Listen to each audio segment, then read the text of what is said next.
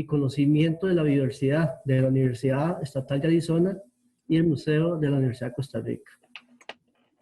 Es una responsabilidad científica, cultural y social de los museos e identidades que trabajan con museos cuidar las colecciones de la mejor manera para alargar su vida útil y a la vez mantener rigurosas bases de datos. Son responsabilidades fundamentales. Para el Centro para la Integración y Conocimiento de la Biodiversidad de la Universidad Estatal de Arizona y el Museo de la Universidad de Costa Rica, es importante dar a conocer las experiencias que colegas de diferentes latitudes están haciendo en el cuidado de colecciones y de las distintas iniciativas que llevan a cabo en lo que concierne a los sistemas de bases de datos. De ahí que hemos organizado esta actividad que es digitalización de colecciones biológicas mesoamericanas con la plataforma Symbiota. Y con ello hemos recurrido a al contacto de la máster Samantha Orellana, que muy, de manera excelente nos respondió que sí, quería participar en esta actividad. Samantha Orellana es guatemalteca, es bióloga por la Universidad de San Carlos de Guatemala y tiene una maestría en entomología por la Universidad de Panamá. Actualmente realiza sus estudios de doctorado y es investigadora en el Centro para la Integración y Conocimiento de la Biodiversidad de la Universidad Estatal de Arizona en Estados Unidos. Su trabajo se enfoca en la sistemática y taxonomía de coleópteros y actualmente contribuye con la digitalización de colecciones biológicas en la región centroamericana, junto con el equipo de bioinformática de la Universidad Estatal de Arizona. Samantha ha visitado nuestra universidad y ahí estuvo en visita de trabajo en el Museo de Insectos. Posiblemente ahora nos haga referencia a eso. El agradecimiento total a la Universidad Estatal de Arizona, a Samantha y al doctor Nico Franz, entomólogo y profesor y curador de insectos, director de biocolecciones y BioKit. Además, él es el director de la tesis, del proceso de tesis en que está Samantha para obtener su doctorado. Entonces, agradecemos a don Nico que está con nosotros en este momento. Tal vez para, antes de que darle la palabra a la compañera Samantha, bueno, algunos de los datos que tengo de quienes participan y de quienes invitaron. Participa la Universidad Estatal de Arizona, de la Universidad de Costa Rica, el Centro de Investigación en Biodiversidad y Ecología Tropical, la Escuela de Museología, el Museo de Zoología, el Museo de la Universidad de Costa Rica, Sede de Occidente, el Museo Regional Omar Salazar Obando, también compañeros del herbario. Se invitó gente de la Universidad Nacional, del Museo Nacional de Costa Rica y del Parque Marino del Pacífico. Entonces agradecemos la participación de ellos. Además tenemos colegas de República Dominicana. Nuevamente agradeciendo la participación de todos los colegas aquí presentes, bueno, digitalmente presentes. Yo le doy la calurosa bienvenida a la compañera Samantha y fraternalmente agradezco el haber accedido a la invitación que se le hizo para esta actividad.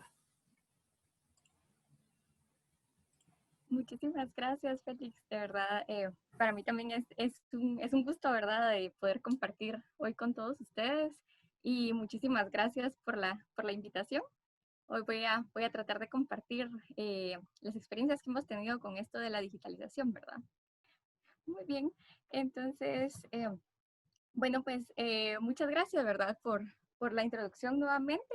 Hoy les voy a platicar un poquito acerca del trabajo que hemos estado haciendo con la digitalización de colecciones, más que todo en Centroamérica, ¿verdad? Pero que ya poco a poco se han estado incluyendo colecciones de otros países de Latinoamérica, incluyendo el Caribe, ¿verdad? Entonces estamos muy contentos y esto es algo que hemos empezado a trabajar durante este año.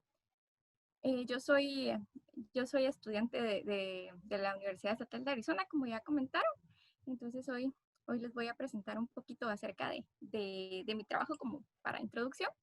Yo soy bióloga, ahora soy entomóloga y trabajo principalmente en colecciones de insectos. Entonces, durante mi carrera, que inició en mi país, ¿verdad? En Guatemala.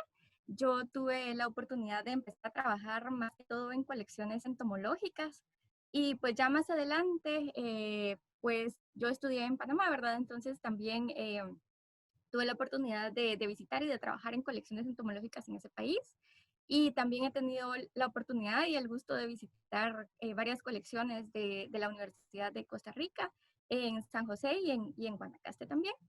Entonces, casi que mis investigaciones se han basado 100% en colecciones biológicas, en colecciones entomológicas en especial, ¿verdad?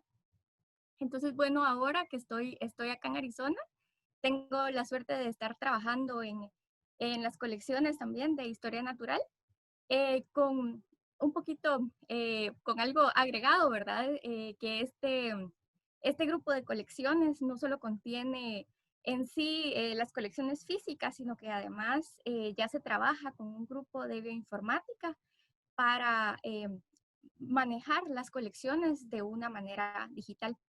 Entonces, yo he podido ingresar al mundo del manejo de colecciones, no solo de la manera regular de trabajar con los especímenes, ¿verdad? Sino que ya logré empezar a trabajar con las bases de datos estando acá.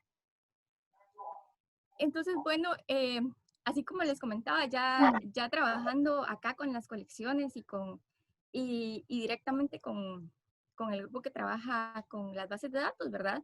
Además de dedicarme a preparar especímenes para las colecciones, pues yo me dedico también a digitalizar cada uno de estos especímenes para ingresarlos en el portal que nosotros manejamos acá, que es un portal Simbiota, que yo les voy a explicar todo acerca de esta plataforma hoy. Entonces, bueno, esta plataforma y estos portales de bases de datos son manejados directamente acá la Universidad Estatal de Arizona, ¿verdad? Entonces, esa cercanía y ese aprendizaje que yo he tenido durante este tiempo, real, Samantha, sí, perdón. perdona, es para que a los compañeros que por favor silencien los micrófonos porque se está ahí interferencia. A los compañeros que están participando, que por favor silencien los micrófonos. Continúe. Muchas gracias. Eh, sí, bueno, entonces, al estar adquiriendo pues estos conocimientos realmente bastante nuevos para mí, ¿verdad? A mí me dieron muchas ganas, la verdad, de compartirlos, tanto en las colecciones de mi país como en las otras colecciones, pues por lo general dirigidas por conocidos, por amigos, ¿verdad? Entonces, desde yo empecé aquí en Arizona en agosto del año pasado, ¿verdad? Entonces, a principios de este año, pues surgió la idea aquí con mucho apoyo de todo el equipo, de mi asesor, de empezar con la digitalización de colecciones, empezando por Guatemala, ¿verdad? Como para hacer el primer intento para digitalizar una colección centroamericana. Entonces, bueno, antes de empezar con la plática en sí de digitalización, a mí siempre me gusta recordar acerca de la importancia, ¿verdad?, de el manejo y la planificación de las colectas, el manejo de especímenes en laboratorio y el manejo de especímenes en las colecciones para lograr obtener especímenes y datos de calidad que puedan ser útiles, ¿verdad? Para poder pensar en los pasos posteriores, incluyendo la digitalización. Entonces, bueno, acá yo sé que muchos de ustedes son curadores encargados y sé que esto lo tienen bastante claro, ¿verdad? Entonces, podemos ir avanzando. Y bueno, entonces dependiendo también del tipo de colecciones, vamos a tener diferentes tipos de preparaciones, diferentes tipos de especímenes que van a estar incluidos en cada colección. Y para la digitalización, ¿verdad? Lo que nos va a importar primordialmente es eh, tener una etiqueta, tener los datos necesarios para poder iniciar con la digitalización. Por ejemplo, acá les tengo las muestras de algunos especímenes, ¿verdad? Por ejemplo, acá está este espécimen de herbario, estos moluscos y este insecto, cada uno con etiquetas diferentes, con datos diferentes, dependiendo del proceso de colecta y de manejo. Acá pues en este espécimen, por ejemplo, de moluscos, podemos ver que hay una etiqueta de datos, ¿verdad? Que aunque esté, aunque esté incompleta, solamente dice Guatemala, eh, tiene el nombre de la especie, ¿verdad? Y eso sabemos que es bastante importante también en los especímenes de las colecciones. Entonces, realmente este es un espécimen valioso, aunque los datos estén incompletos, ¿verdad? Está identificado a nivel de especie y está identificado a nivel de especie por la persona que describe esa especie, entonces lo hace igual ser valioso. Aquí en este otro ejemplo de ya un insecto, una hormiga con una etiqueta con más datos, ¿verdad? Ya aquí podemos encontrar ya más específicamente los datos de localidad y de colecta, de hábitat. Y algo que es muy importante al iniciar el proceso de digitalización es que los especímenes, cada uno tenga un código único que lo identifique dentro de la colección. Nosotros antes de empezar a pensar en hacer una base de datos, en hacer un catálogo, tenemos que asegurarnos que cada espécimen esté identificado de manera individual para que nosotros podamos empezar ese proceso. Entonces, bueno, eh, ya sabemos que las colecciones, ¿verdad? Pueden tener distintos niveles de calidad y esto no solo va a depender del estado de los especímenes, sino que va a depender de la accesibilidad que se tenga a las colecciones. Entonces, esta accesibilidad va a depender de la organización de cada colección, ¿verdad? De que esté organizada por grupos, por ejemplo, en los insectos, ¿verdad? Que los gabinetes estén ordenados, que las cajas estén ordenadas por grupos. Y ya esto nos va a permitir, una vez estén ordenados los especímenes, a empezar a pensar en una base de datos. Y algo de lo que les voy a hablar hoy, empezar a pensar en la publicación de esta base de datos en línea. Entonces, ¿cómo hacemos, verdad? ¿Qué se necesita? Ya teniendo una colección organizada, teniendo especímenes con datos adecuados, ¿qué se necesita para llevar estos datos de los especímenes a una base digital e incluso divulgarlos aún más allá de nuestra institución? Entonces, bueno, nosotros vamos a comenzar obviamente con especímenes y con muestras que posean los datos necesarios y que tengan códigos que estén identificados con un código único dentro de cada colección. Y vamos a necesitar plataformas de digitalización adecuadas para iniciar con este proceso. Entonces, hoy, por ejemplo, les voy a hablar de la plataforma de digitalización llamada Symbiota, que es la que nosotros usamos acá. Y esta plataforma, igual que muchas otras plataformas que existen específicamente para datos de biodiversidad, pues van a permitir una estandarización de los datos. Ya les voy a hablar un poquito de qué significa esto. El formato estándar para las colecciones biológicas se llama Darwin Core. Y este tipo de plataformas de digitalización nos va a permitir manejar los datos de esa manera estandarizada. Y además, por ejemplo, Symbiota nos va a permitir la publicación simultánea de estos datos en línea. Después de la digitalización, ¿verdad? Ya nosotros vamos a tener la oportunidad de difundir estos datos en otras plataformas externas, incluyendo plataformas globales como GBIF y otras plataformas que nos van a permitir la divulgación no solo de los datos de los especímenes, sino que de las personas que están trabajando dentro de cada colección. Y bueno, para empezar un poquito acerca eh, de todo este tema de la digitalización, ¿verdad? Es muy importante que todos tengamos claro qué significa tener datos estandarizados. Por ejemplo, un ejemplo así muy fácil, ¿verdad? Es pensar en que cada investigador, que cada colección, cuando hace colectas, cuando tiene proyectos, cada uno al momento de hacer sus bases de datos va a tener su propio formato, ¿verdad? Si cada investigador y cada colección tiene su base de datos, es muy seguro que cada uno tenga su propio formato. Entonces, esto lo hace un poco difícil de compartir en el momento de querer hacer alguna colaboración, por ejemplo. Entonces, los datos de biodiversidad ya están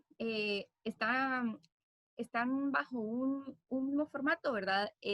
Existe una organización que rige este formato para que todos los datos estén estandarizados, sean iguales, sean similares, sean compatibles.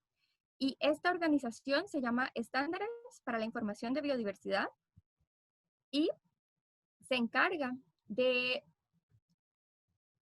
controlar, de manejar, ¿verdad? El formato que van a tener los datos de biodiversidad. Entonces, esta organización se encarga principalmente, bueno, está bajo el cargo de creadores de bases de datos, de administradores y de usuarios, y es una colaboración internacional entre varios países, y se encargan de velar por la compatibilidad y distribución efectiva de la información. Esto se va a lograr con un formato estándar para todas las bases de datos de biodiversidad que se llama Darwin Core.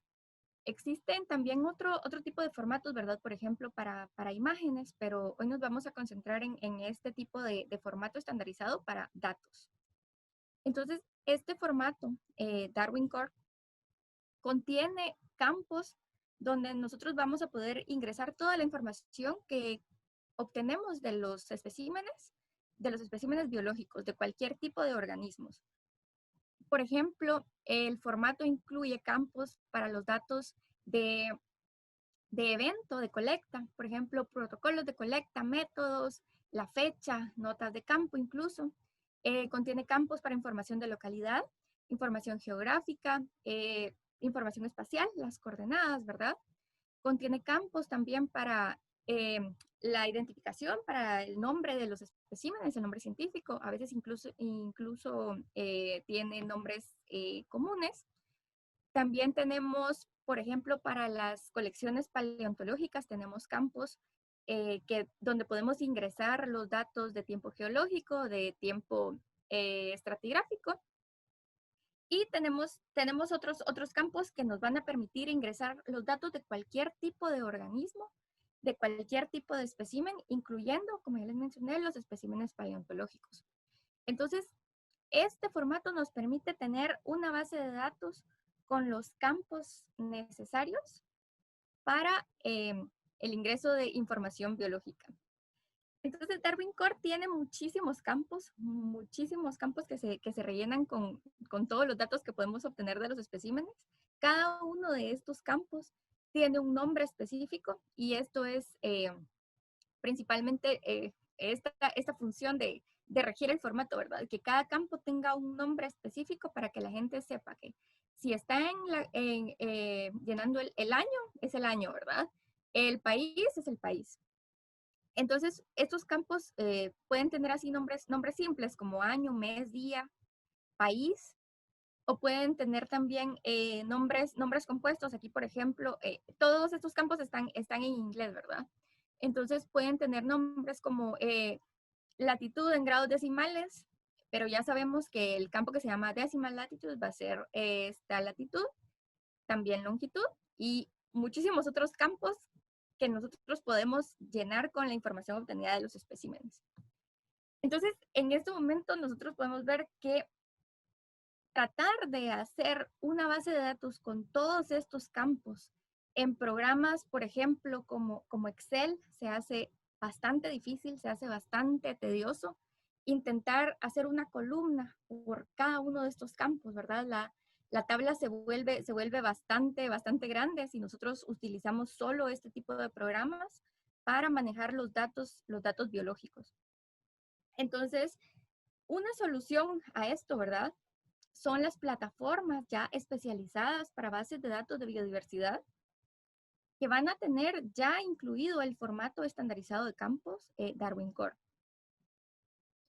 Este tipo de plataformas específicas para datos de biodiversidad facilitan el intercambio de información y pueden existir de varios tipos, ¿verdad? Hay muchísimas que son privadas o locales, que esto significa que son programas que uno va a tener la posibilidad de descargar, por ejemplo, pueden ser gratuitos o pueden ser comprados, ¿verdad? Pero locales significa que vamos a tener que descargar un programa para instalarlo en una computadora y va a ser útil únicamente en ese equipo, ¿verdad? Va a ser accesible nada más para la persona que físicamente tenga acceso a esa computadora. Y hay otras plataformas que ya son más de libre acceso, que están en línea y que pueden ser manejadas desde cualquier computadora una vez tenga acceso a Internet, ¿verdad? Entonces, de este tipo de plataformas es el que vamos a ver hoy. También existen plataformas que se dedican, digamos, exclusivamente a los datos de observaciones, porque hay distintos tipos de registros biológicos, ¿verdad? Están las observaciones que se basan en fotografías, por ejemplo. No tenemos un espécimen, pero tenemos los datos. Tenemos, Samantha, sí, perdón, disculpe dígame. es que por alguna cuestión del menú quedaste solo como anfitriona. Entonces hay gente pidiendo ahí ingreso. Ah, ya, voy a ver. Vamos a ver. No sé qué pasó, entonces quedaste solo como anfitriona. Disculpen Ok, los colegas. no hay problema. Ya lo acepté. Voy a estar atenta entonces, gracias.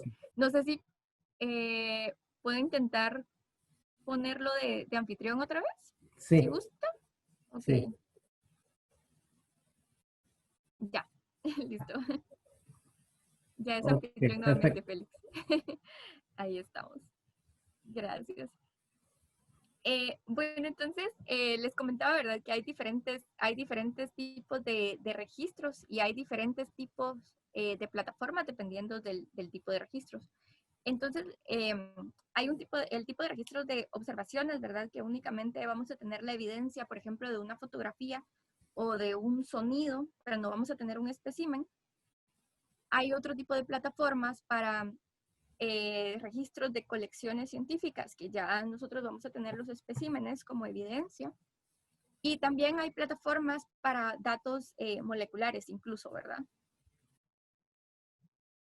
Entonces, empezando por las bases de datos de observaciones, tal vez estamos un poquito familiarizados ya con estas plataformas, ¿verdad? Porque se han vuelto bastante populares.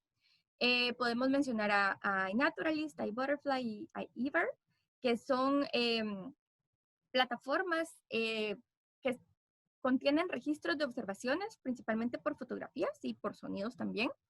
Y están diseñadas para usuarios de todo tipo, ¿verdad? Son muy fáciles de utilizar, están diseñadas incluso como aplicaciones para teléfonos celulares. Y esto hace que sea fácil su uso y que se promueva la educación ambiental. Entonces, estas plataformas también comúnmente son de libre acceso para que mucha más gente pueda utilizarlas. Pero estas bases de datos son datos útiles para la investigación porque están basadas en el formato Darwin Core. Entonces, ya enfocándonos en las bases de datos de colecciones biológicas, ¿verdad? Que son las que más nos interesan en este momento, pues, como les mencionaba, son las que se utilizan para los registros con especímenes. Entonces, vamos a tener ya los datos de especímenes contenidos en colecciones. Están diseñadas para el uso en colecciones biológicas y, por supuesto, tienen un formato estandarizado, Darwin Core. Estas plataformas también pueden ser privadas o locales, como les mencionaba, que se pueden utilizar, que se pueden descargar y utilizar en una computadora, ¿verdad? Y el curador tiene acceso y ya, ¿verdad? Se queda como una base local. Y hay muchísimos ejemplos de estos tipos de bases. Por ejemplo, una que es muy utilizada es Specify, ¿verdad? En Guatemala se usó durante mucho tiempo esta plataforma. Y pues hay otro tipo de plataformas que son ya un poquito más de libre acceso, que están en línea, que se pueden manejar directamente en línea como Simbiota. Entonces ya para empezar a hablarles de esta plataforma, pues Simbiota fue diseñada y fue creada por un equipo de biólogos y de bioinformáticos en Estados Unidos, ¿verdad? Por Corina Gries de la Universidad de Wisconsin-Madison y por Ed Gilbert y Nico Franz de Arizona State University.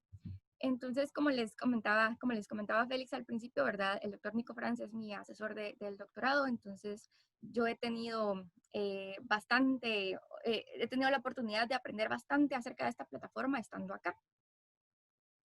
Entonces, Symbiota en sí es un software, ¿verdad? Es un código, es un programa de libre acceso que se utiliza para diseñar portales o páginas web para el manejo de colecciones biológicas. Estas páginas para manejo de colecciones van a contener formularios con el formato estandarizado de campos Darwin Core, lo que va a facilitar muchísimo, ¿verdad?, el manejo de datos de las colecciones. Entonces, este software, este programa, fue diseñado inicialmente para manejar colecciones en Estados Unidos, ¿verdad? Sin embargo, en los últimos años se ha incrementado bastante su uso a lo largo de toda América y en varios países, incluyendo África, Oceanía, Asia y Europa, ¿verdad? Está ya Symbiota siendo utilizado en bastantes países. Entonces, a partir de Symbiota, a partir de este software para crear portales de manejo, ¿verdad? Se han creado varios portales dependiendo, que agrupa colecciones dependiendo del manejo que se les quiera dar, ¿verdad? Existen portales Symbiota específicos para grupos taxonómicos. Por ejemplo, hay portales para artrópodos, hay portales para vertebrados, hay portales para plantas y para otro tipo de organismos.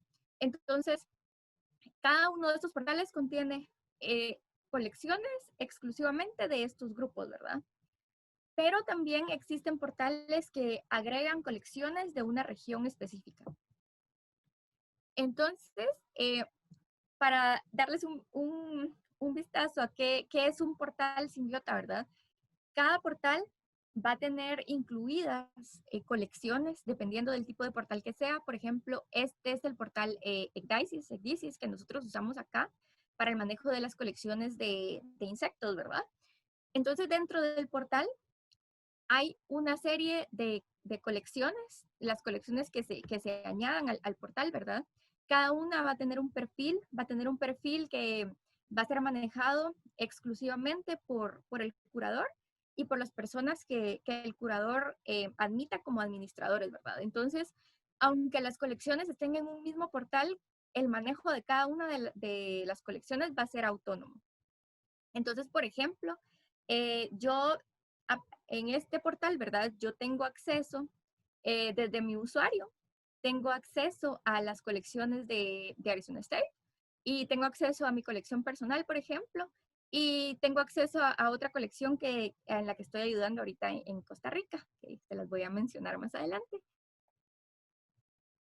Entonces, lo esencial, ¿verdad? Para el manejo de colecciones en Symbiota es este formulario que contiene todos los campos necesarios para ingresar los datos que nos van a proveer los especímenes que tenemos en las colecciones. Cualquier tipo de colección, colecciones de vertebrados, de artrópodos, de plantas, de hongos, este formulario acepta o es compatible con cualquier tipo de colección, incluso colecciones paleontológicas, aunque hay que añadirle algunas opciones. Entonces, por ejemplo, en este formulario, quienes usan Specify muy probablemente lo van a ver bastante similar, ¿verdad? Contiene espacios para algo muy, muy importante, ¿verdad? El número de catálogo del espécimen.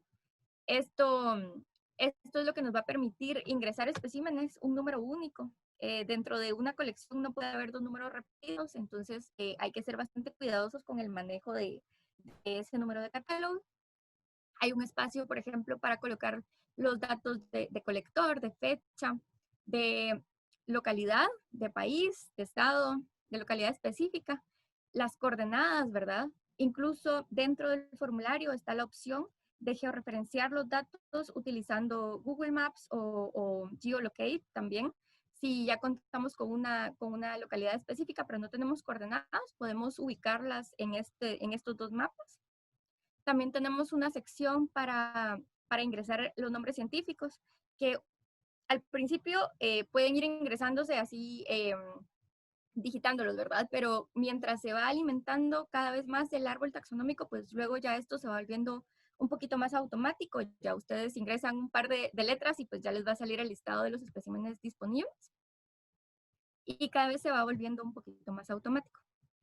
Entonces tenemos aquí todos los campos necesarios que ustedes vieron que existen para el formato Darwin Core, están disponibles en este formulario.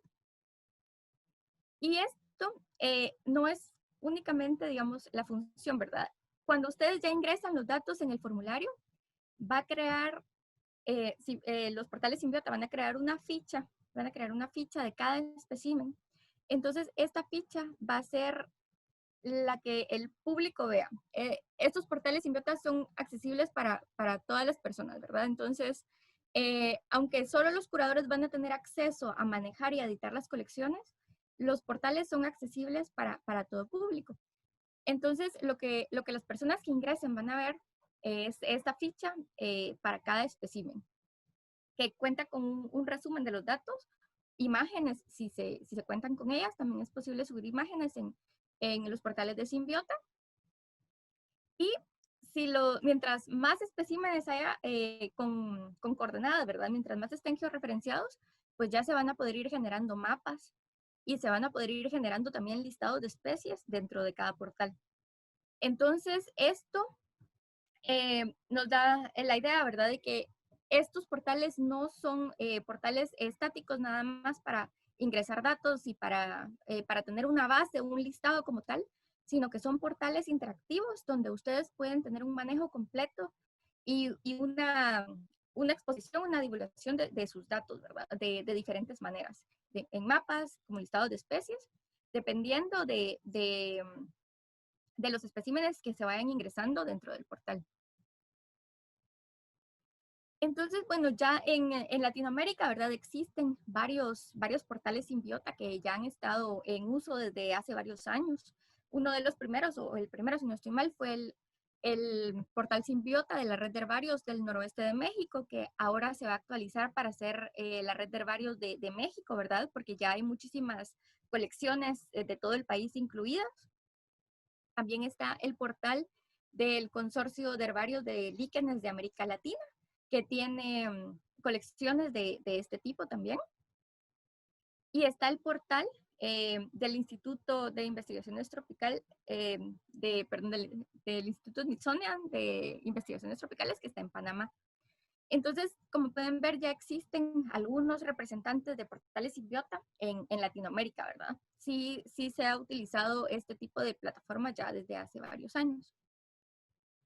Entonces, bueno, este año, como les comentaba, yo tenía la inquietud de empezar a digitalizar también las colecciones de Guatemala, ¿verdad? Porque nosotros no contábamos con colecciones digitalizadas, entomológicas principalmente, que eran las de mi interés, ¿verdad? Solo teníamos una colección de mamíferos digitalizada y era todo lo que había de Guatemala. Entonces, este año, ¿verdad? Se inició con ese proceso. Mi primera colección, o la primera con la que hice contacto, fue la colección de artrópodos de la Universidad del Valle de Guatemala. Eh, Realmente hicimos un plan piloto ahí, ¿verdad? Para digitalizar los especímenes de insectos. Pero fue muchísimo el interés y se integraron curadores, otros colaboradores técnicos y voluntarios y estudiantes, muy importante, para lograr iniciar con este proceso de digitalización. Entonces, esta colección, ¿verdad? Es dirigida por los entomólogos Jack Schuster y Jichiro Yoshimoto. Y yo realmente he podido trabajar con los dos, ¿verdad? Entonces, tal vez esta cercanía también fue como bastante útil en el momento de contactarlos y de intentar empezar este nuevo proceso que era totalmente nuevo en Guatemala, ¿verdad? Entonces, trabajando bastante con ellos, ¿verdad? Durante los primeros meses de este año, logramos ya hacer el primer perfil de una colección entomológica de Guatemala en línea. Utilizamos el portal Ecdisis para hacer esto. Este es el perfil de la colección de artrópodos de la Universidad del Valle. Es un perfil típico de los portales Symbiota, ¿verdad? Está el título de la colección, está una pequeña descripción, los contactos de los curadores, ¿verdad? Y un resumen de los especímenes con los que se cuenta hasta el momento. Por ejemplo, aquí en este momento, que esta impresión de pantalla la tomé hace rato, tenemos 260 especímenes hasta el momento. Entonces, esta colección inició el proceso de digitalización con los especímenes más importantes, ¿verdad? Los especímenes tipo. Entonces, esto es lo que se ha venido trabajando durante este año y hasta ahora ya tenemos bastante del material digitalizado, de casi todo el material tipo está ya en línea. Entonces, acá pueden ver también que representa, ya está representado todo el país, incluso algunos otros países de Centroamérica, con los que se cuentan datos de esta colección.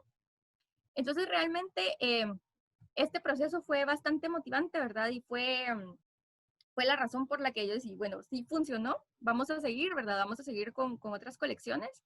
Y bueno, la siguiente persona que me hizo caso, ¿verdad? Fue, sí, bueno, todavía tenemos muchísimo por digitalizar en Guatemala, pero este es el inicio nada más, ¿verdad? Entonces después, la primera persona que le gustó el proceso y todo fue Jairo Mora, que está actualmente en la sede de la Universidad de Costa Rica de Guanacaste. Entonces, este fue un proceso como bastante diferente, ¿verdad? Porque realmente la colección de Guanacaste está iniciando. Eh, Se están iniciando con las colectas, ¿verdad? Entonces, ha sido bastante interesante también.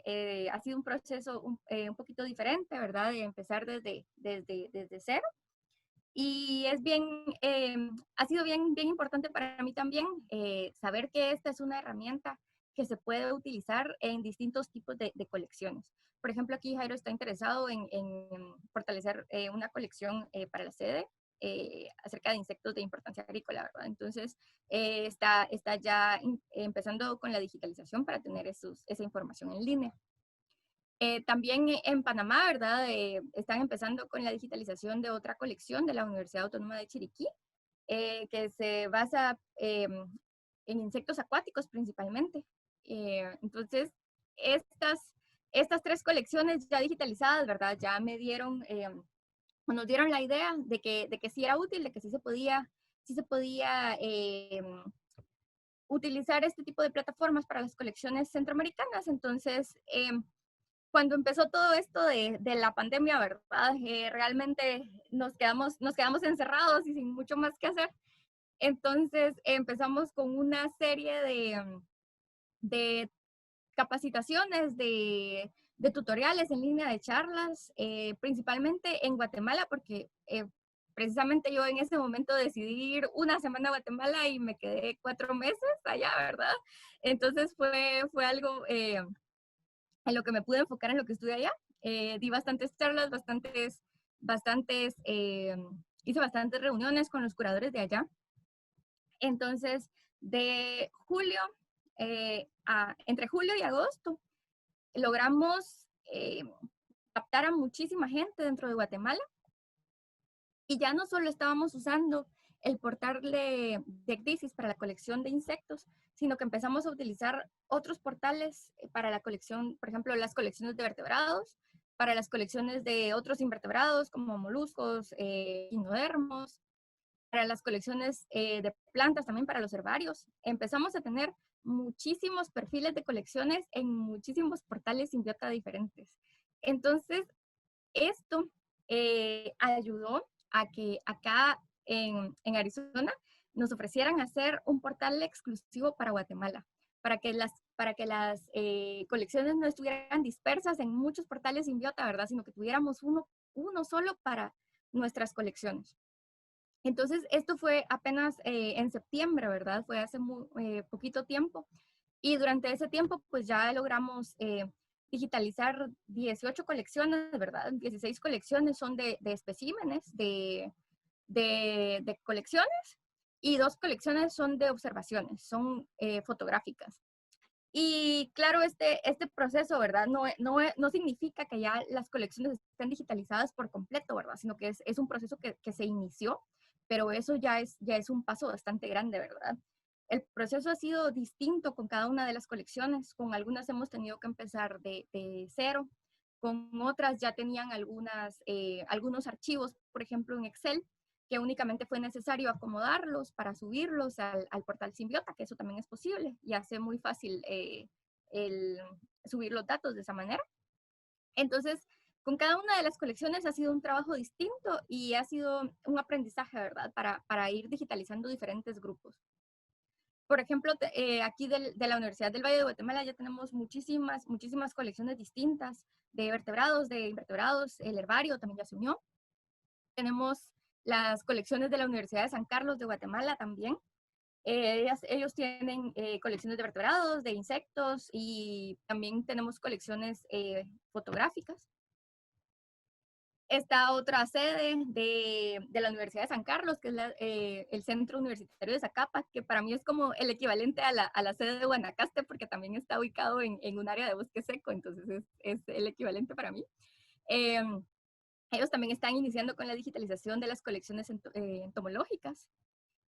Tenemos también algo que nos ha llevado un poquito más de trabajo porque es un poquito distinto, ¿verdad? Pero también ya tenemos incluida una colección paleontológica dentro del portal de Biodiversidad de Guatemala. Entonces, esto requirió un poquito más de programación, de otras opciones, pero también es posible digitalizar este tipo de colecciones.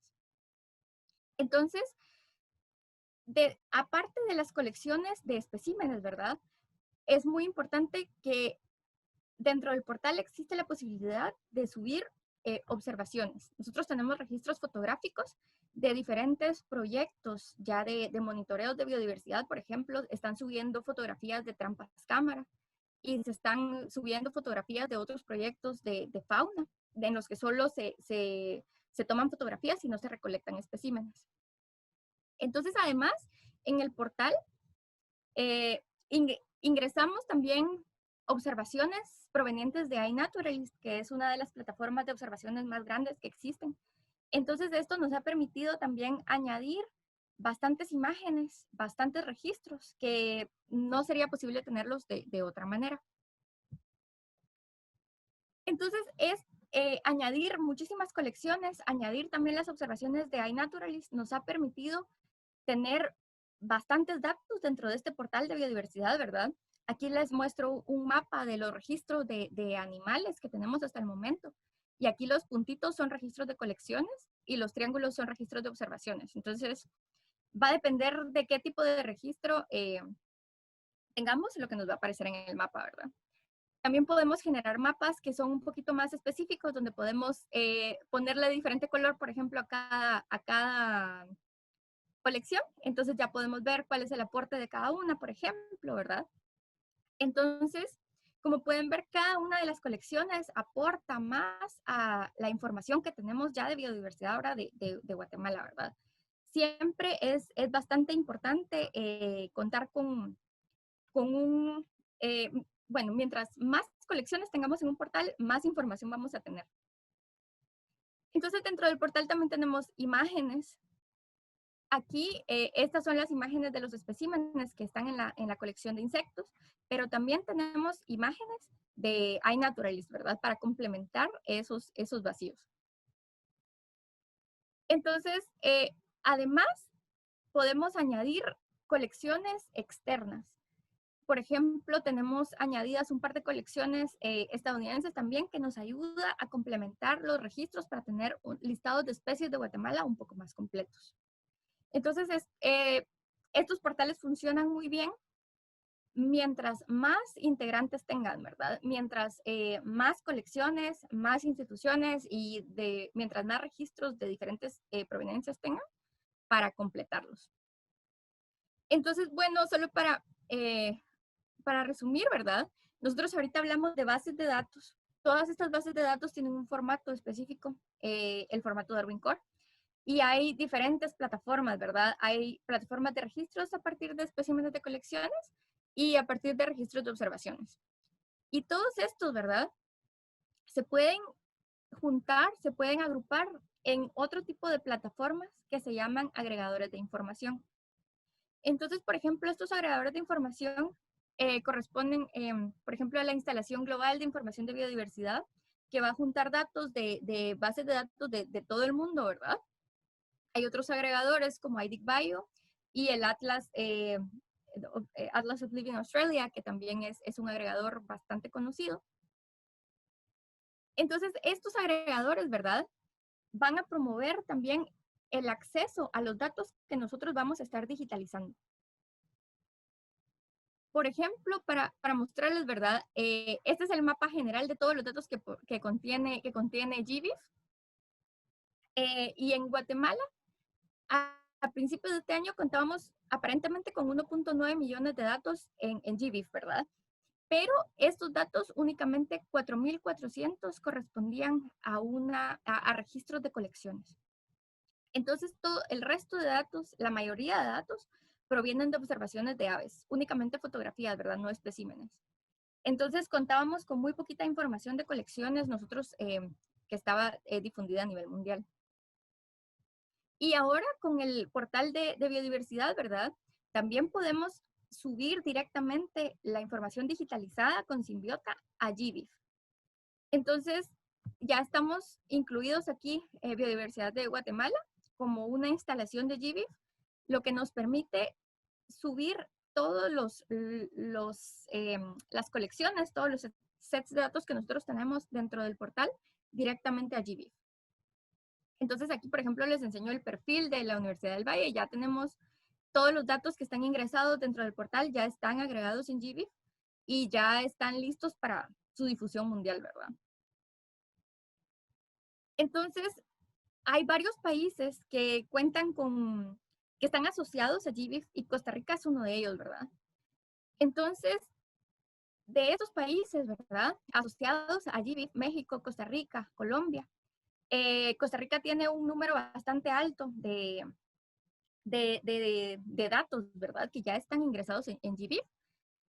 Y de estos 12 millones que podemos observar aquí, pues 3.8 millones corresponden a datos provenientes de colecciones.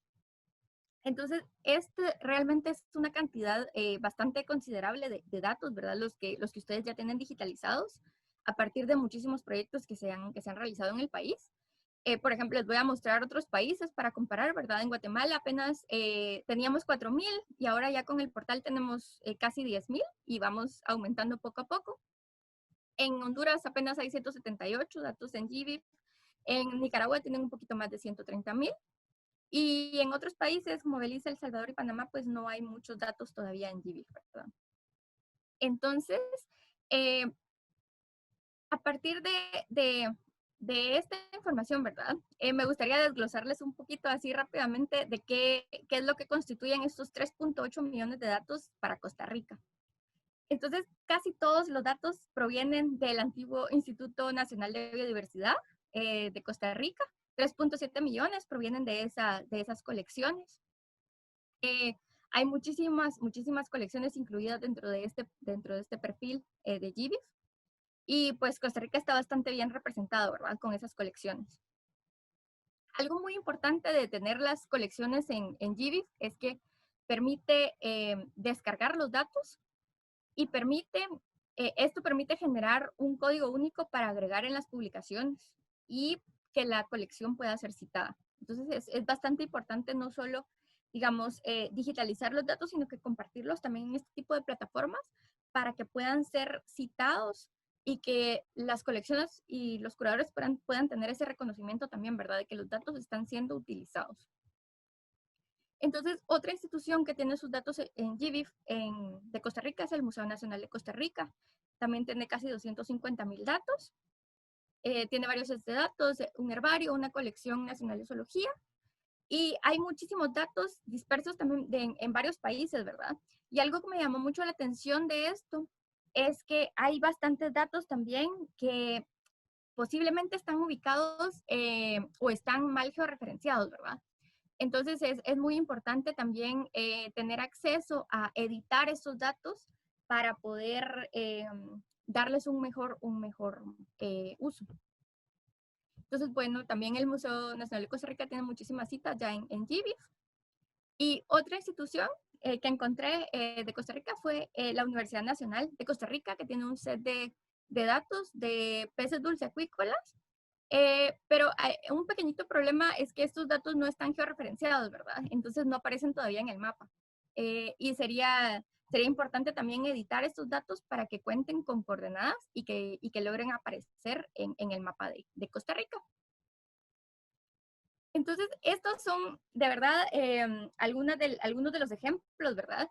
Y por último, les quiero enseñar que no es únicamente importante hacer visibles a las colecciones a través de los datos, ¿verdad? Sino que es muy importante también reconocer y hacer visibles a las personas que trabajan en estas colecciones para poder reconocer su trabajo, ¿verdad? Entonces también existe una plataforma que se llama Bionomía, que reúne los datos de los especímenes publicados en GBIF y que enlaza estos datos y estos registros con los perfiles profesionales de ORCID, de los investigadores. Entonces, al hacer una pequeña investigación en esta plataforma, ¿verdad? Pude ver que hay poquita representación del trabajo de los taxónomos centroamericanos principalmente, y esto puede deberse a que hay poquitos especímenes representados en GBIF. Pero para Costa Rica este es un caso un poquito diferente porque, si se recuerdan, hay 3.8 millones de datos en GBIF. Entonces tendría que haber muchísima representación de Costa Rica y de taxónomos costarricenses en esta plataforma. Entonces, si utilizamos Symbiota para digitalizar, ¿verdad? Para subir los datos a GBIF, los conectamos con otras plataformas para hacerlos accesibles, podemos tener este tipo de perfiles para cada una de las personas trabajando en colecciones. Entonces, yo para mostrarles rápidamente el mío nada más, los perfiles de bionomía contienen pues, la información de las personas trabajando, contienen cuántos especímenes se ha identificado de cada lugar, cuántos especímenes se han recolectado. Y, por ejemplo, a mí me aparecen los especímenes identificados que están aquí en Arizona, ¿verdad? No tengo nada de Guatemala. Y también me aparecen especímenes que he colectado en Guatemala, apenas 13 aparentemente, pero que están en California. Entonces, los datos de las colecciones guatemaltecas todavía no aparecen, ¿verdad? Eso nos falta aún todavía digitalizar muchísimos especímenes de Guatemala para que aparezcan en GBIF y en otras plataformas. Entonces, si damos un vistazo rápido a los datos que tenemos en bionomía, por ejemplo, estas barritas verdes representan la cantidad de organismos colectados e identificados por los taxónomos de cada país, no importando de dónde provengan estos especímenes. Por ejemplo, en Costa Rica aparecen nada más apenas como 8.500 datos que personas de Costa Rica han identificado o colectado. Entonces, muchos de estos registros provienen de colecciones extranjeras y realmente son poquitos los taxónomos que se encuentran representados en esta plataforma. Y yo estoy segurísima que aquí en esta reunión hoy hay muchísimos más que 6, ¿verdad? Entonces, esto nos da una idea de que tenemos que empezar a participar un poquito más en este tipo de plataformas para que se nos empiece a tomar un poquito más en cuenta, ¿verdad? Para decir, aquí estamos representados también. Estos 8.400 especímenes comparados con los 3.8 millones de datos que ustedes ya tienen digitalizados en GBIF. Entonces, pues utilizar Symbiota también no solamente una oportunidad de visibilizar los datos y las colecciones, sino que de visibilizar también el trabajo de los taxónomos regionales. Por último, aquí yo busqué algunos perfiles de personas costarricenses, ¿verdad? De taxónomos costarricenses. Y solo para que ustedes puedan tener una idea, aquí los especímenes que aparecen identificados y colectados, generalmente en colecciones extranjeras, ¿verdad? Aquí tenemos algunos también del Museo Nacional de Costa Rica. Y aquí puse a Manuel Solís, que me llamó mucho la atención su perfil porque él ha trabajado, yo sé, por lo que estuve investigando, que mucho con las colecciones de envío, ¿verdad? Entonces yo busqué su perfil en bionomía y pues tiene 71,000 registros que no han sido añadidos a su perfil, pero sí sí existen muchísimos registros de envío del Museo Nacional de Costa Rica que hay que empezar a añadir a los diferentes taxónomos para empezar a agregarles un poquito más de peso, ¿verdad? Entonces, con esto, le resumo el trabajo que hemos hecho durante este año, que hemos creado 18 perfiles en línea de colecciones de Guatemala, de Costa Rica y de Panamá. Tenemos un nuevo portal Symbiota para Guatemala, ¿verdad? Y esperamos que sean muchos más en el futuro.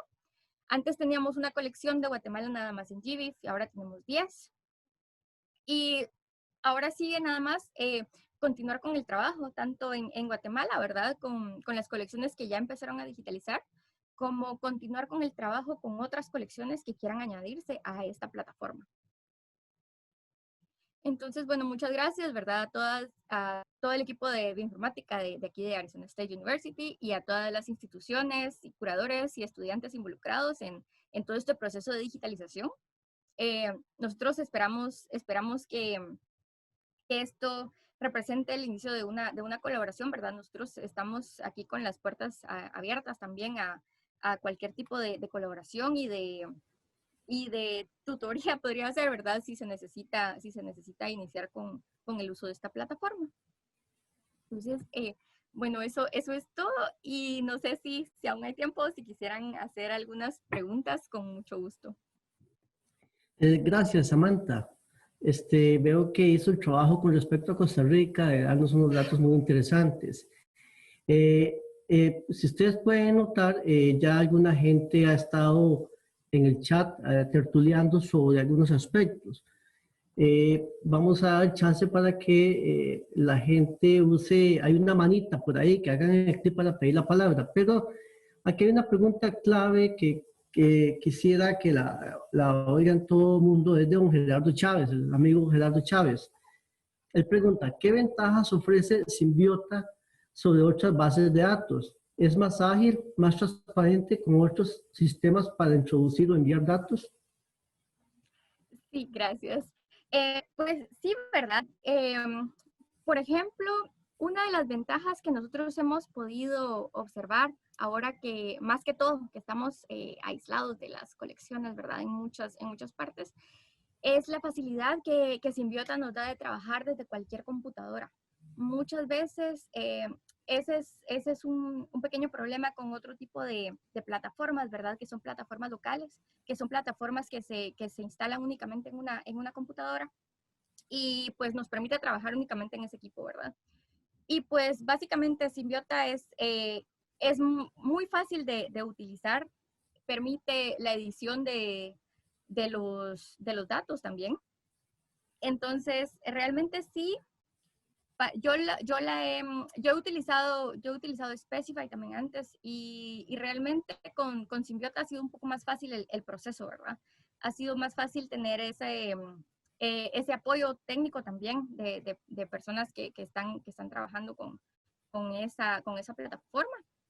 Y pienso que sí posee sus ventajas para trabajar. Y también está el agregado que los datos ingresados, ¿verdad? Permiten hacer otras acciones interactivas para facilitar el manejo y la observación de datos. Esas podrían ser unas ventajas también. Sí, si alguno, sí les pido, bueno, esto estaba programado de 10 a 12. Sí les pido que los colegas que van a intervenir, ya sea, como dice un amigo mío, preciso, macizo y conciso, ya sea la pregunta o la intervención. Veo la mano de don Julio Arias. Por favor. Sí, gracias. Nosotros hemos estado trabajando en algunas bases de datos locales. Entonces, ¿qué tan difícil es importar datos desde esas bases locales a Symbiota? Gracias. La verdad es posible, es muy fácil, ¿verdad? Depende de qué plataforma sea, pero una vez se cuente con un archivo, una tabla, ¿verdad? Un Excel, un CSV, un archivo de texto, se puede organizar, se le puede agregar los nombres necesarios para poder subirlo a Symbiota. Sí, es posible. Don Nico, no sé si usted quiere aportar algo, don Nico, Franz. Hola, ¿qué tal? Ventajas. Típicamente no estamos tratando de vender la plataforma como si fuera como un negocio, ¿verdad? Hay alternativas y hay que entender que cada plataforma tiene como su balance de ventajas y desventajas y su función. Una cosa que a mí me parece es particular y crítica en el sentido de Symbiota es que es lo que se llama en inglés como un Content Management System, o sea, como un sistema de manejo de contenido donde ustedes pueden interactuar cada día activamente, poner datos de especímenes, incluso editar y controlar colectivamente la taxonomía. O sea, por ejemplo, si tienen un nombre taxonómico que no esté en la base de datos todavía, no hay como otra entidad que va a controlar cómo ustedes van a manejar la taxonomía. Entonces, tiene como esta manera de ser una plataforma interactiva donde ustedes pueden publicar nuevos datos en vivo. Y al mismo tiempo es un agregador y una entidad para publicar a nivel de portal. Y el portal va a tener una identidad taxonómica o geográfica o institucional o nacional. Entonces, hay muchos agregadores, pero en cierto sentido, allá hay como un centro de agregación y el centro constituye como un cuello de botella, en el sentido de que ustedes van a tener que someter algo según las reglas de aquel centro, ¿verdad? Y luego, si se descubre algo con los datos, otra vez van a tener que pasar por este cuello, ¿verdad? Entonces, está juntado o juntar la función de interactuar como un usuario y como un contribuidor, y al mismo tiempo la función de aparecer como un agregador a nivel nacional, etc. Y tener las dos funciones no siempre se encuentra con otras plataformas. Antes de darle la palabra a don Gerardo Chávez, yo tengo una pregunta para don Nico. Si hay colegas que quieren establecer relaciones con el laboratorio y el personal de la universidad en la cual usted trabaja, ¿es posible para ver colaboración?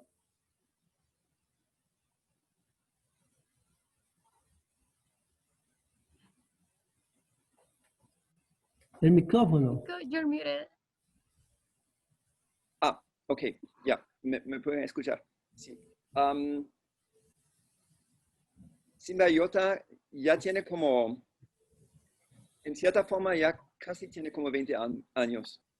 Y es un poco extraño y también a mí personalmente me agradece que ahora mismo, yo creo que este año realmente está propagándose más en Centroamérica y Sudamérica potencialmente. Yo creo que fue sobre todo por Samantha. Samantha fue como la persona o como la gente que no teníamos antes.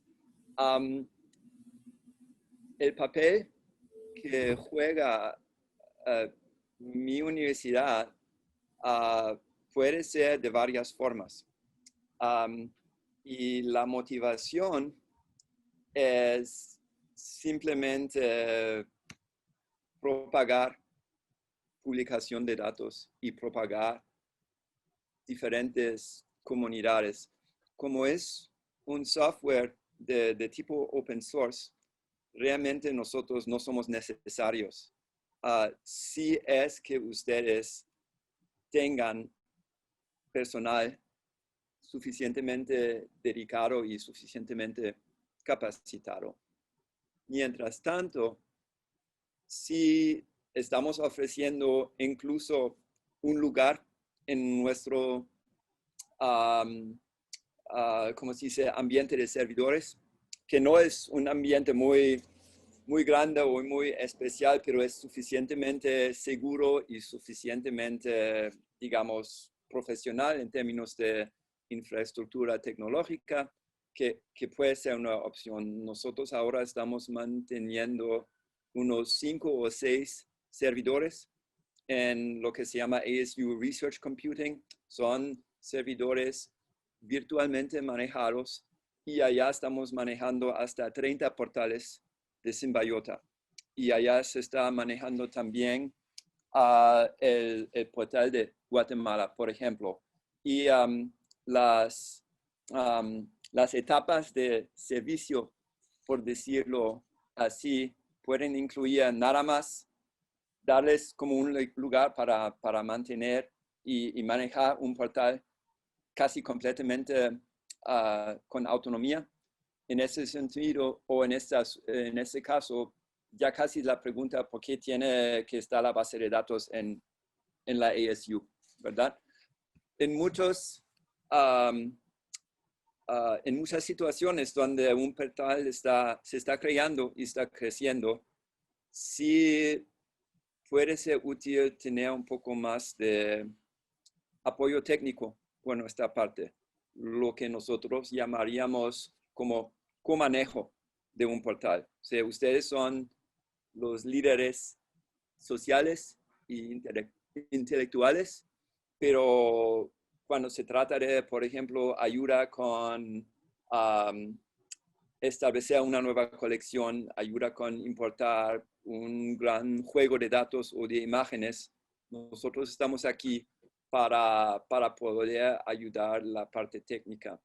Ahora mismo tenemos como un equipo de personal que nada más incluye 2 personas. Son Ed Gilbert y Laura Prado, que mayormente trabaja para otro proyecto, pero ellos son nuestros administradores de informática principales. Pero el grupo está creciendo y estamos reclutando y empleando más personas ahora y en el próximo año. Y esa es la configuración de conocimiento técnico y de infraestructura y de también un poco de amplitud de personal que se puede ofrecer. Muchas gracias, doctor Franz. Ahora tengo para darle la palabra a Gerardo Chávez, después Eduardo Chacón y también Ricardo Murillo. Por favor, don Gerardo.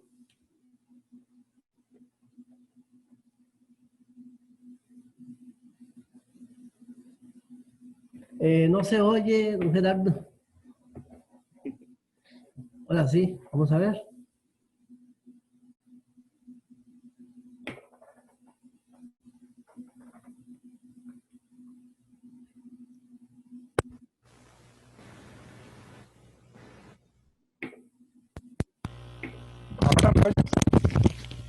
¿O no? Adelante, don Gerardo. Ok. Sí, mi pregunta era, o mi inquietud más que nada es, ¿qué tanta robustez tiene este Symbiota? Lo pienso primero por ser de código abierto y uno sabe que hay una advertencia siempre que usa código abierto trae errores que no son responsables, pero pensaba más allá de eso, que eso se puede paliar porque hay muy buenos programadores, pero a largo plazo, ¿cómo se imagina Symbiota? ¿Es algo para larga duración o es algo que uno podría pensar que entre un tiempo tendríamos que migrar a otro lado porque no se mantiene? Sí. Voy a tratar de contestar, pero de una manera franca, ¿verdad? Porque el otro asunto, yo pienso que como biólogos, cuando estamos pensando en seleccionar como ciertas soluciones de informática, hay que poner atención en asuntos de poder, asuntos económicos y asuntos sociales, tanto y a veces más que asuntos de funcionalidad. El código de Symbiota está allá, lo puse en el chat y es cierto que es open source, lo que significa que realmente nosotros somos un equipo opcional que está desarrollando y adelantando el código cualquier otro equipo completamente independiente y sin tener que hacer preguntas, lo puede grabar y lo puede poner en otro lugar, como hacer como otro brazo, y lo puede adelantar en otra dirección. Una cosa que ha pasado en los estados es que hace aproximadamente 10 años se creó un programa nacional que estoy tratando de buscarlo ahora rapidito. Se llama Advancing Digitization of Biological Collections. Allá está el enlace. Y entonces este programa, que ya tiene como 10 años de estar corriendo, creó este concepto de comunidades de colecciones que van a digitizar una parte de sus especímenes según como un marco temático particular. Y ese fue el contexto en el cual Symbiota ha ganado como más apoyo. El programa ha otorgado tal vez unos 30 proyectos y 20 de ellos usan Symbiota como su base de datos. Entonces, una medida de apoyo a largo plazo debe ser la comunidad de práctica. Lo que pasó es que muchos de estos portales inicialmente fueron manejados en el sentido técnico, como donde se ubicaron, por un llamado hub, como un centro de datos, casi como un centro nacional que se llama IDIC Bio, que creo que también lo puse allá, ¿no? Ahora. Y en el año, al fines del año 2018, IDIC Bio decidió que ya no podía manejar tantos portales de Symbiota, que no fue su tarea principal y no necesariamente su tarea ortogada. Y entonces la pregunta era, por ejemplo, hay un portal de plantas muy grande que se llama SciNet, hay otro de insectos también muy grande que se llama Scan. Y entonces IDIC Bio es de la Universidad de Florida en Gainesville. Ellos básicamente señalaron que ya no van a poder mantener estos portales en su infraestructura. Entonces, en aquel momento, nosotros levantamos la mano y ofrecimos como seguir manteniendo los portales existentes y también adquirir nuevos portales. Y la razón por la cual eso parecía un riesgo razonable es porque en el 2018, aquí en Arizona, nosotros ganamos un proyecto a largo plazo a 30 años, que es un proyecto de monitoreo ecológico que se llama NEON. Y también tiene un portal de Symbiota, por supuesto. En un momento lo estoy grabando aquí. Entonces, NEON es un proyecto a largo plazo y está diseñado para durar 30 años. Y como nuestro portal de NEON, o sea, allá hay como unas más de 100,000 muestras anualmente que se están recolectando y que físicamente se están transfiriendo a nuestra universidad. Y allá está como el business plan, por decirlo así. O sea, el plan económico es que mientras tanto somos el biorepository, como el biorepositorio de NEON, vamos a tener apoyo de personal y apoyo técnico y de infraestructura en cierto nivel o hasta cierta medida, y es entre el apoyo de la comunidad y tal vez el apoyo por este proyecto está lo que se puede decir con cierta confianza. lo otro que iba a decir, y por favor disculpen el monólogo tan largo, es que mi idea es que el software siempre está evolucionando y uno siempre tiene que estar dispuesto a brincar. Okay. Si quieren algo seguro por mucho tiempo y quieren dejar de aprender cosas nuevas, no es buena estrategia. Okay. Hay que ¿cómo se dice? A veces hay que tirar los dados y intentar algo nuevo, porque si no, en inglés se llama como análisis parálisis, ¿verdad? Parálisis por analizar demasiado. Gracias, doctor Franz. Yo no sé si Samantha quisiera agregar algo a la inquietud de don Gerardo Chávez. O, Yo creo que ya Nico dijo okay. todo lo que Sí, tenía entonces que... vamos, ya tengo ahí una lista. Yo sé que va a la palabra Eduardo Chacón, después sigue Ricardo y luego Humberto, de los que me han pedido ahí. Por favor, don Eduardo. Adelante. Sí, bueno, buenos días. Bueno, yo tengo un poquito de experiencia con Symbiota porque, bueno, yo lo conozco de hace ya, me imagino, como unos 6 años en que intenté usar Symbiota para un proyecto de la universidad, que era hacer un herbario digital para la zona sur de Costa Rica, con el recinto de Golfito. Y bueno, mi primera experiencia, a mí me gustó mucho el sistema, pero mi primera experiencia, digamos que fracasó un poco porque no tenía como mucho conocimiento técnico y de un momento a otro el Symbiota se me desactualizó porque se desactualizaron las APIs que están asociadas con el Symbiota, digamos, como se conecta con unas aplicaciones de Google, entonces se me desactualizó y me dejó de funcionar. Y entonces yo decidí como migrar a otro sistema que era el de Scratchpad, que es el el Museo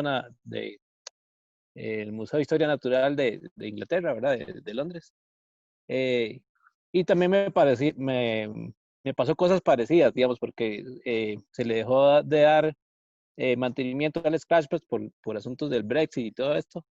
Y entonces otra vez, ahorita estoy utilizando Symbiota en otro proyecto. Pero mi pregunta es, ¿cómo hace uno para lidiar por ejemplo, con las desactualizaciones del sistema, ¿verdad? Porque yo monté el sistema en el servidor de la Escuela de Biología, pero yo ahora siempre tengo ese mismo temor de que se me va a desactualizar porque, bueno, va evolucionando, ¿verdad? Me imagino que Symbiota va a ir avanzando en su código y también las otras aplicaciones que están asociadas también. Entonces, ¿cómo, cómo, cómo se puede hacer, cómo se puede hacer para lidiar con eso si uno no, digamos, uno como biólogo no tiene como tanto conocimiento técnico? Samantha, ¿qué nos dice? Gracias, don Eduardo. Gracias. Sí, yo la verdad no he trabajado con Symbiota de esa manera, ¿verdad? Yo solo he trabajado con los portales que están en línea ahora. Entonces, yo no sé si es diferente, ¿verdad? Y yo creo que tal vez Nico tiene un poquito más de experiencia con esto. Así que, por favor, Nico. Gracias, Eduardo. Primero, nada más estoy reconociendo lo que usted está diciendo, ¿verdad? Lo estoy como amplificando, por decirlo así. Nosotros no tenemos como la amplitud para realmente proveer muchos servicios bien técnicos si la instalación está afuera de nuestro sistema. Como la escala de eficiencia de trabajo no se presenta. Entonces, es cierto que es un sistema de acceso abierto, como recurso abierto, y la instalación entera con todos sus componentes se puede hacer afuera, pero entonces sí, uno tiene que tener como el personal, por decirlo así, más que todo, ¿verdad? Sí, cuando esto está disponible, adelante. Y si no, los portales que han disfrutado de como un buen cuidado como continuo de calidad del software y de integridad del software han sido portales donde o nosotros o otra entidad con recursos parecidos lo ha trabajado. Hay intentos y desarrollos para hacerlo más fácil de crear como portales pequeños en cualquier lugar y establecerlos y mantenerlos bien. Al mismo tiempo, una tarea grande que siempre va a existir es que si uno está creando un portal como bien nuevo, nada más importar una taxonomía para poder iniciar a alinear los especímenes y los datos de los especímenes con una taxonomía. Requiere de cierto conocimiento técnico de cómo grabar una taxonomía de referencia de otro lugar, cómo modificarlo. Entonces, el inicio de un portal casi siempre requiere como una mezcla de personas con motivación para hacerlo y una mezcla de personas que tienen el conocimiento técnico para establecerlo. Es obviamente un factor o una limitación, si quiere decirlo así. Gracias. Yo tengo en la lista a Ricardo y a Humberto. Vamos a proceder. Sí, quiero ver, tal vez dar un par de intervenciones más. Ahí están las manos de Gerardo y Eduardo. ¿No fue que, será que van a pedir la palabra o que no quitaron las manos? Pero de todas maneras, después de Humberto vamos a dar un par de intervenciones más para ir cerrando. Ricardo Murillo, por favor. Gracias, Félix. Gracias, Samantha. Y gracias, Nico, por la presentación que nos dieron. Les agradezco mucho el tiempo que nos han invertido y el conocimiento que nos han compartido de parte de la Escuela de Biología. Yo estoy muy agradecido. Sí tengo varias preguntas, unas 3 o 4. Espero que se acuerden a la hora de responder y si no me pueden preguntar y si no son importantes las ignoran. Tampoco hay problema con eso. Las preguntas son para ambos, para Samantha tanto como para Nico. Quien guste responderlas me es lo mismo. Los dos son excelentes. Sí, me llamó la atención una de las cosas que dijo Nico sobre la unificación taxonómica. Dado que hay tantos sinónimos, ¿verdad? Entonces, a la hora de yo meter los datos, puede que esté usando una clasificación que tenga 2 o 3 años, pero puede que ya esté saliendo una nueva reclasificación donde el nombre puede ser completamente distinto. Entonces, ¿qué tan flexible es a la hora para mí de meter datos que me vaya a decir, no, este taxón no existe o no sé, o que tenga, o que cuando yo busco datos no sea, digamos, no me salgan porque tiene otro nombre, ¿verdad? Y si hay algún filtro de que si uno escribe una letra mal, por ejemplo, pues cualquiera no se puede equivocar y se fue una S más, si ya no va a salir la información, ¿verdad? Esa es sobre la taxonomía, pero esa es la pregunta que menos estaba interesado, me surgió recientemente. Las otras preguntas es, ¿hay alguna base de datos raíz? Es decir, ¿qué pasa si yo me necesito salir de Symbiota por alguna razón? Yo puedo bajar la base de datos en un Excel, en una forma como de una raw database que me permita recuperar los datos que fueron incluidos, ¿verdad? Dado de que como uno es un generador de contenido, como cada colección de nosotros está generando el contenido pues prácticamente es de uno, es de la institución que está generando y depositando el contenido. Si yo decido salir y bajar esta base de datos raíz, ¿qué pasa con mi contenido? ¿Queda para siempre con Symbiota? ¿Se sale de Symbiota? ¿Queda alguna especie de contrato o de, no sé, ustedes tienen el derecho a usar mis datos para siempre? digamos, por haberlos metido en Symbiota, o yo puedo recuperarlos y tener el control sobre mis datos nuevamente, ¿verdad? Y finalmente, la última pregunta es que uno, como es curioso, mientras estábamos en la charla, yo me metí a explorar Symbiota en las páginas web, que nunca lo había hecho. Y navegando por ella, llegué a un punto donde me llevaba a una colección que se llama Neotropical Arthropods Portal. Entonces, como es mi área de los artrópodos, pues le di clic a las dos bases de datos que vienen ahí y las dos me salen not found. Entonces, la pregunta que me surgió es, o sea, es como un error de descarga. Me surge la siguiente pregunta. Cuando uno está usando un servidor local, que fue lo que dijo un poquito Lalo, ¿verdad?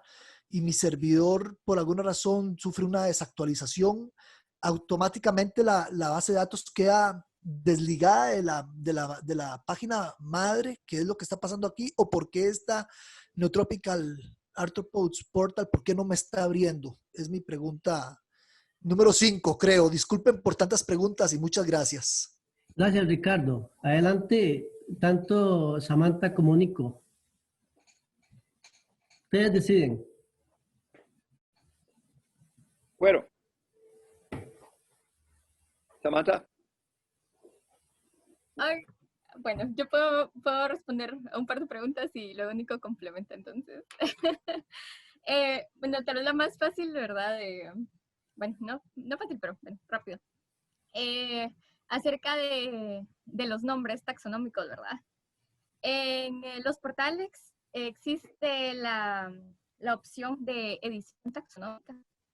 Entonces, los curadores van a tener acceso a esa opción de edición. Y, por ejemplo, si no existe un nombre agregado, se puede agregar, ¿verdad? Por lo general, al inicio, uno tiene que escribir los nombres, ¿verdad? Entonces, mientras más se va alimentando el árbol taxonómico, pues ya esos nombres van a ir apareciendo de una manera automática. Y eso va a evitar esos errores de escritura. Entonces, también existe la opción de cuando los nombres se vuelven, digamos, sinónimos, se sinonimizan. Está la opción de añadirlos como sinónimos. Entonces, cuando uno busca, por ejemplo, un género que es sinónimo de otro, van a salir las dos opciones porque están vinculados. Entonces, existen diferentes maneras de manejar el árbol taxonómico, ¿verdad? Y eso va a quedar a criterio de los curadores. Gracias, Nico. Sí, gracias. Estaba repartiendo algunas cosas. Luis, a ver, ok, mucha flexibilidad para editar, añadir, modificar, renovar clasificaciones taxonómicas. Ustedes pueden también poner allá nombres provisionales. No hay nadie más allá de ustedes y su comunidad que está controlando esto, que tal vez para algunas comunidades es hasta demasiado libertad, pero muy pocas veces en mi experiencia en los últimos 8 años ha creado conflictos. Okay. Uno tal vez tiene un poco de ansiedad con respecto a si cualquier persona puede editar la taxonomía. Esto sí va a crear muchos conflictos entre tal vez diferentes personas. Y la respuesta es que la experiencia no ha generado esto. El riesgo mayor suele ser que algo se pone allá en algún momento y más allá nadie pone ojos otra vez. O sea, como taxonomías abandonadas y datos que no se están actualizando. Todo esto de manejar la taxonomía básicamente es un proceso social que se tiene que arreglar y manejar dentro de la comunidad. ¿Cómo salir? Muy fácil. Voy a repartir otra vez mi pantalla. Porque usted preguntó sobre cómo salir de allá. Si estoy en este portal y voy a tener que mover y estoy haciendo una búsqueda. Y la búsqueda puede ser, digamos, nada más una colección y los picuros que tiene, que son insectos, ¿verdad? Entonces me da como un listado de unos 9.560 especímenes. Si yo quiero esto en una hoja Excel, y también podría modificar la búsqueda para todo lo que yo tengo en mi colección o todos los, etcétera, de Costa Rica, etcétera. Lo puedo bajar aquí y va a durar un poco de tiempo, pero ya me está generando la hoja de Excel. Me la está creando aquí y aquí están mis 9.500 registros en este formato que tiene como unas 40 columnas más o menos, y de hecho este formato también es como el template, por decirlo así, para ingresar datos desde afuera por primera vez, como un batch import en inglés. Entonces, nosotros que estamos manejando los portales no tenemos ningún derecho con respecto a sus datos. La mayoría de las colecciones usa una licencia con respecto a sus datos y con respecto a sus imágenes, que es como abierta, como Creative Commons, pero en toda manera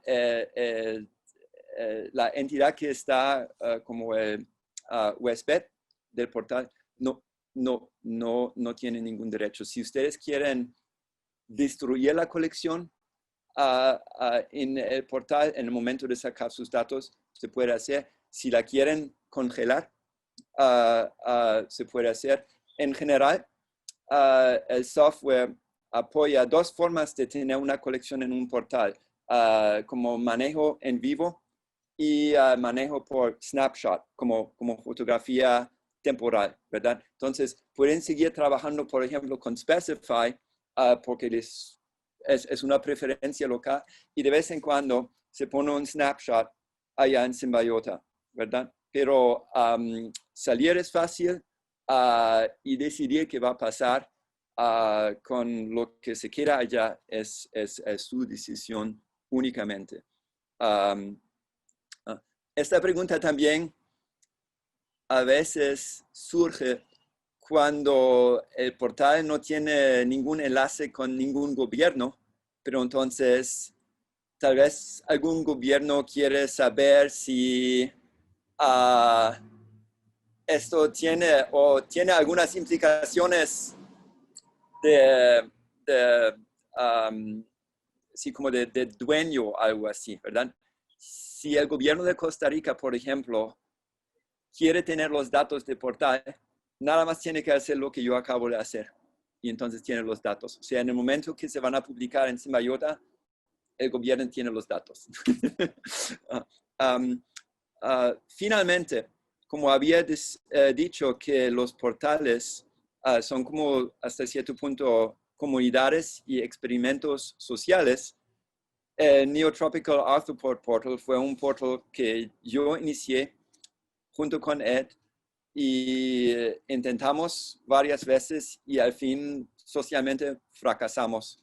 Y hace como un año, cuando había como una revisión de cuáles portales son exitosos y cuáles no son exitosos, decidimos que por el momento no vale la pena porque no tenemos los recursos personales, no tenemos como el tiempo para darle suficiente energía a este portal, y por esta razón fracasó y ya no está. O sea, es frágil en este sentido. Muchas gracias. Humberto Lezama, por favor. Ok. Buenos días, un gusto ver a un montón de personas conocidas, ¿verdad? A Nico tenía yo, pero añales de no verlo, pero añales, qué montón de tiempo. A Samantha sí, porque aquí estuvimos en las colecciones trabajando, hicimos algo de eso. Vean, mis criterios, yo al menos siento que las colecciones tienen que democratizarse. Porque en realidad las colecciones no pertenecen ni a Humberto Lezama, ni a Samantha Orellana, ni a Nico Franz, pertenecen al mundo, a las personas, a la comunidad, ¿verdad? Nosotros nada más somos custodios. Entonces hay una gran necesidad de obtener información, sobre todo para identificar cosas, ¿ya? Yo a Nico le he escrito varias veces diciendo, mira Nico, ¿cómo se reconoce esto? Con Samantha también he conversado, porque hay una tremenda necesidad. Una vez que uno tiene una fotografía, puede ayudar a otras personas poniendo esas fotografías en línea para que otras personas también puedan crecer y puedan aprender taxonomía. El problema es que en este momento a nivel mundial y también en Costa Rica, antes había muchas facilidades para trabajar en biodiversidad, ahora prácticamente se han escurrido, ¿verdad? Entonces eso casi que quiere decir que uno tiene que hacer las cosas por su propia cuenta. A mí me parece que la plataforma de Symbiota es sumamente útil, es fácil de usar, sobre todo porque no hay que tener un programa en una computadora y a veces la cuestión de las licencias es complicada cuando uno quiere poner datos en Internet, porque no tenemos todo el financiamiento que quisiéramos tener. En mi caso, yo recolecto los especímenes, los monto, los etiqueto y los identifico. Mucho trabajo. Entonces, no hay como esa cosa, en Costa Rica no hemos levantado.